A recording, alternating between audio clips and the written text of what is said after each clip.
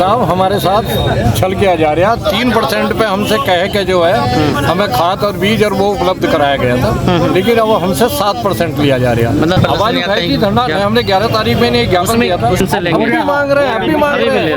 3% कहने के बाद अब भी मांग रहे हैं तो 7%।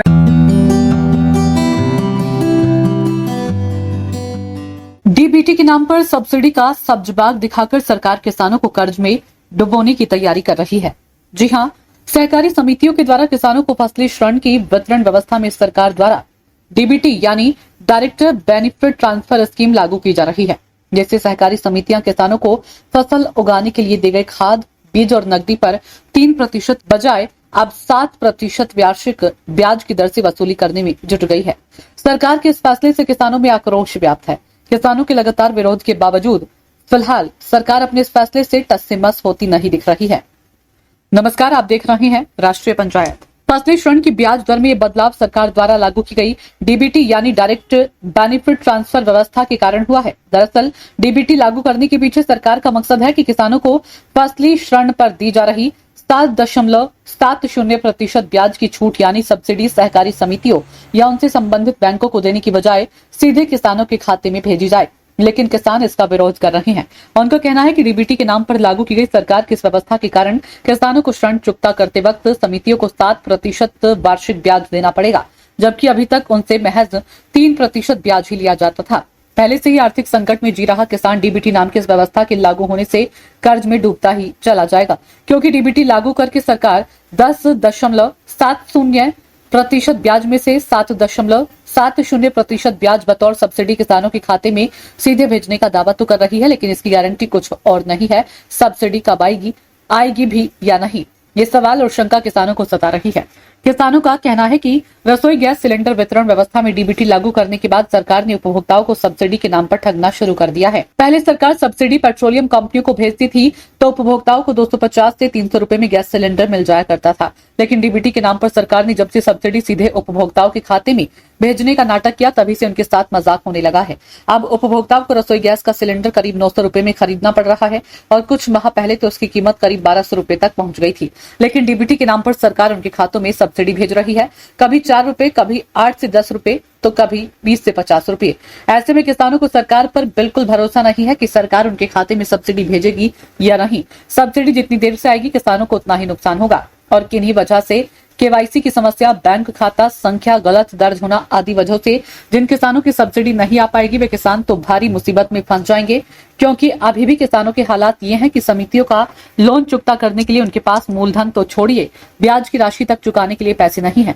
इधर उधर से पैसे मांगकर किसान अभी तक समितियों को 3% ब्याज चुकता कर देते हैं, लेकिन डीबीटी लागू होने के बाद किसानों को वसूली के वक्त ही 7% ब्याज चुकाना बहुत महंगा साबित होगा। वैसे सहकारी समितियों द्वारा किसानों को दिए जाने वाले फसली ऋण पर लगने वाली असल ब्याज की बात करें तो यह 10.70% वार्षिक होता है। सहायक निबंधक सहकारिता विभाग कार्यालय से प्राप्त जानकारी के अनुसार अभी तक की पुरानी व्यवस्था के तहत फसली ऋण पर सहकारी समितियों को वसूली के वक्त 3% ब्याज किसानों से मिलता रहा है और बाकी 7.70% ब्याज बतौर सब्सिडी सरकार से। इस 7.70% ब्याज में से 3.70% की छूट किसानों को ऋण वितरण के समय केंद्र सरकार द्वारा दे दी जाती है और बाकी 4% ब्याज में 1% की सब्सिडी राज्य सरकार से और 3% की छूट केंद्र सरकार द्वारा सहकारी समितियों को किसानों से ऋण की वसूली के समय दी जाती है। लेकिन डीबीटी यानी डायरेक्ट बेनिफिट ट्रांसफर व्यवस्था लागू होने के बाद केंद्र और राज्य दोनों सरकारों से मिलने वाली ये सब्सिडी छूट अब सहकारी समितियों को नहीं बल्कि किसानों के खाते में सीधे भेजने की बात सरकार कह रही है।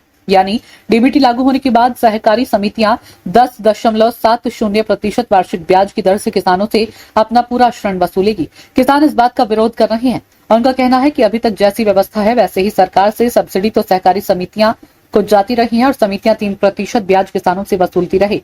जब अभी तक इस व्यवस्था में समितियों या किसानों को कोई दिक्कत नहीं हुई तो सरकार डीबीटी लागू करके किसानों के गले में कर्ज का फंदा क्यों डालना चाह रही है। सरकार के इस फैसले के विरोध में 11 जून 2025 को विरोध करते हुए ज्ञापन देने के बावजूद कोई सुनवाई नहीं हुई तो 19 जून 2025 को फिर से भारतीय किसान यूनियन ने विकास भवन बिजनौर पर कब्जा कर लिया। किसानों ने प्रवेश द्वार वाले गेट पर अपनी यूनियन की पहचान हरे रंग का गमछा बांधकर बंद कर दिया और दूसरे गेट पर दरी बिछाकर धरना शुरू कर दिया। किसान भवन के दोनों गेटों पर किसानों का कब्जा होते ही विकास भवन में कार्यरत अधिकारियों एवं कर्मचारियों की बेचैनी बढ़ गई और विकास भवन में आवाजाही बंद होने से यहां आने वाले लोगों एवं अधिकारियों को भी परेशानी होने लगी। इस बीच सूचना पर शहर कोतवाल Uday Pratap CO city police बल के साथ मौके पर पहुंचे। तहसील सदर से एक मजिस्ट्रेट भी आ गए और किसानों को समझाने का प्रयास किया, लेकिन अपनी गंभीर समस्या का हल न होने पर किसान नहीं माने। उन्होंने अपनी समस्या के समाधान के विषय में सहकारिता विभाग के सहायक निबंधक से जवाब लेने और समाधान कराकर ही धरने से उठने की जिद पकड़ ली। इस बीच सहकारिता विभाग के AR राजीवर सिंह किसानों के बीच आए तो किसानों ने भीषण गर्मी में AR के साथ सीओ सिटी मजिस्ट्रेट को भी अपने बीच धरने पर बैठा लिया। इस दौरान अधिकारी और किसानों के बीच काफी देर तक वार्ता हुई, लेकिन घंटों की जद्दोजहद के बाद भी किसान नहीं माने।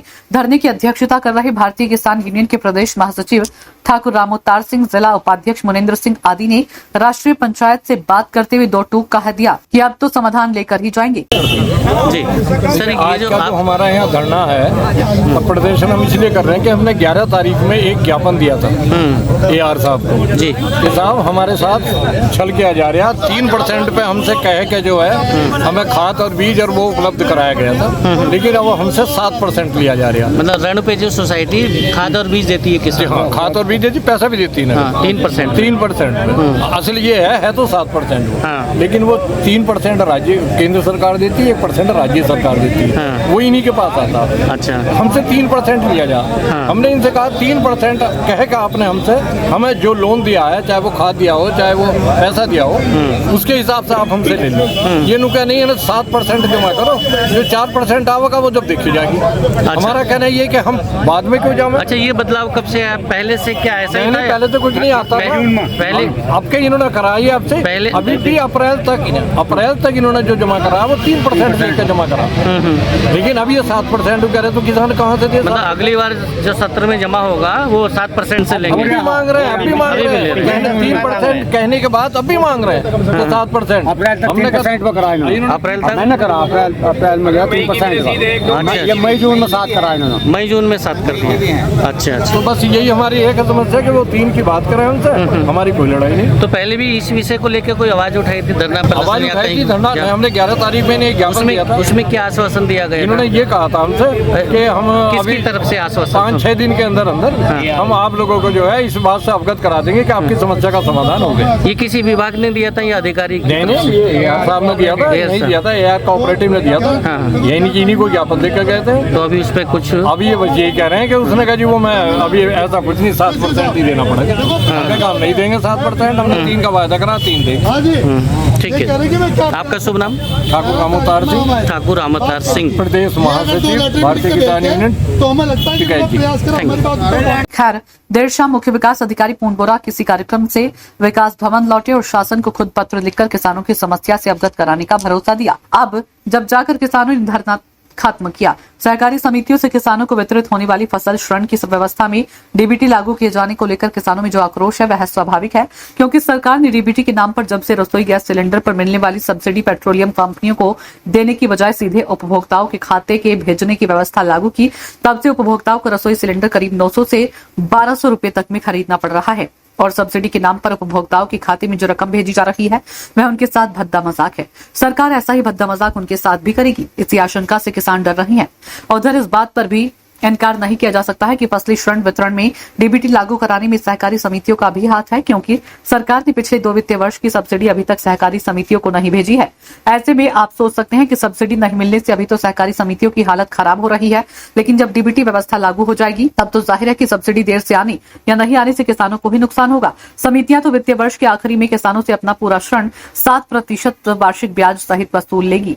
विभागीय जानकारी के अनुसार जनपद बिजनौर में कुल 96 सहकारी समितियां सहकारिता विभाग में पंजीकृत है, जो जुताई, बुवाई, बीज, खाद, सिंचाई और नकदी आदि के तौर पर किसानों को फसली ऋण मुहैया कराती है। विभागीय सूत्रों का कहना है कि सरकार से अभी तक वित्तीय वर्ष 2022 से 23 तक की सब्सिडी प्राप्त हुई है। वित्तीय वर्ष 2023 से 24 और 2024 से 25 की सब्सिडी अभी सहकारी समितियों को नहीं मिली। ऐसे में अंदाजा लगाया जा सकता है कि सहकारिता विभाग में डायरेक्ट बेनिफिट ट्रांसफर नीति व्यवस्था लागू होने के बाद जब सब्सिडी सीधे किसानों के खाते भेजी जाएगी तब क्या हाल होगा।